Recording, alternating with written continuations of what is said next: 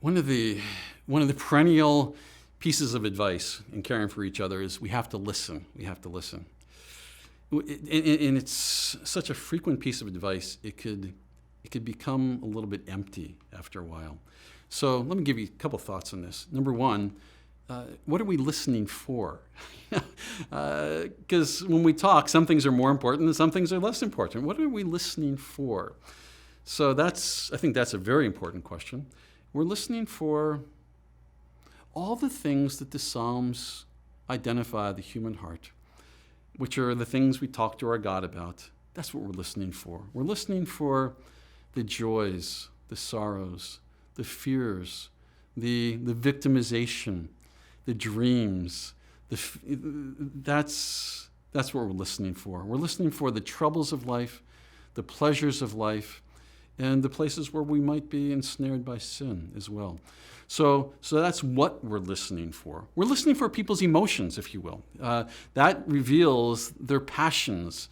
Loves where they've been satisfied, loves where they have been postponed. So, some images for listening. Think about this with me for a second. Sometimes when a word begins to lose its power, we want to reinvigorate it with some other images. Here's one I heard recently. A man who tends to be a listener rather than a talker. And he can go for an hour and listen. And he confided in me that after an hour of a person talking to him, the person said, "Thank you so much. This was such a helpful conversation." and the reason the person told me this was because that's what listening is for him. It's a dialogue. It is a conversation. It's I'm with you. And the question he might ask occasionally, the way he looks, the way he is moved by the other person, it really is a dialogue. So listening is a conversation. That would be one way to sort of reinfuse listening with some new meaning. Another is listening is a kind of hospitality. It's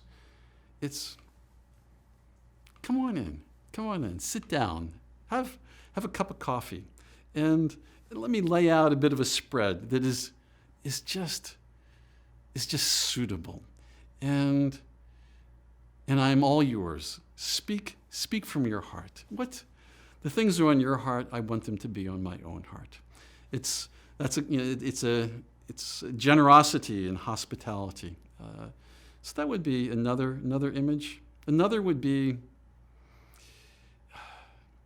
this isn't the best way to think about it, just something that's a pleasure to us. A fine concert, a hospitality would be part of that.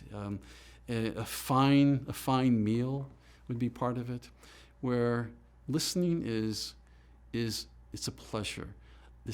Here's someone who is better than a meal, and I simply want to enjoy them. I want to know them in such a way that I just like them more, and I see increasingly good things in their lives as they reflect the glory of Christ. So it's an important question. All of us know, we want to listen better, but how do we grow in those things? These are just a few little hints that can keep us moving.